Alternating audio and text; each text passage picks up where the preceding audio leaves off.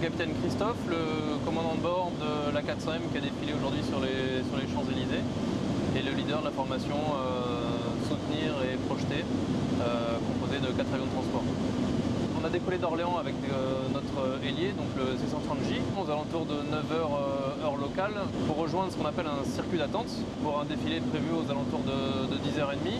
Le circuit d'attente, c'est comme des hippodromes où les avions vont se placer pour pouvoir faire de la gestion de timing et tout simplement arriver avec un petit peu d'avance par rapport à l'heure indiquée pour pouvoir faire tous les derniers réglages, s'assurer que tout le monde est là.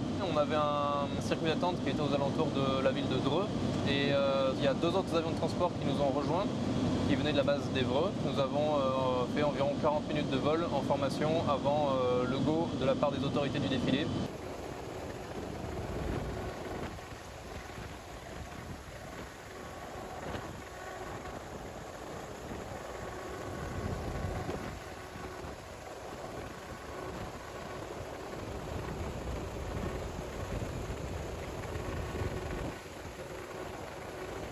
Une fois que l'heure de défilé a été communiquée par les autorités, donc à notre charge de quitter notre circuit d'attente à l'heure prévue, donc ça se joue à la seconde près, pour pouvoir rejoindre l'axe du défilé à la seconde près et faire le passage vertical de la tribune présidentielle à la seconde près également. Donc vous avez devant vous là sur cet écran ce qu'on appelle le head-up display, donc c'est la vision tête haute. En regardant dehors par transparence, un peu comme dans les nouvelles voitures, ils ont toutes les informations nécessaires pour la conduite de leur vol. On a la vitesse actuelle de vol, on a les informations d'altitude, de cap, mais également tout un tas de systèmes de sécurité. L'A400M, c'est un avion de transport de nouvelle génération. L'armée de l'air a reçu les premiers A400M fin 2013.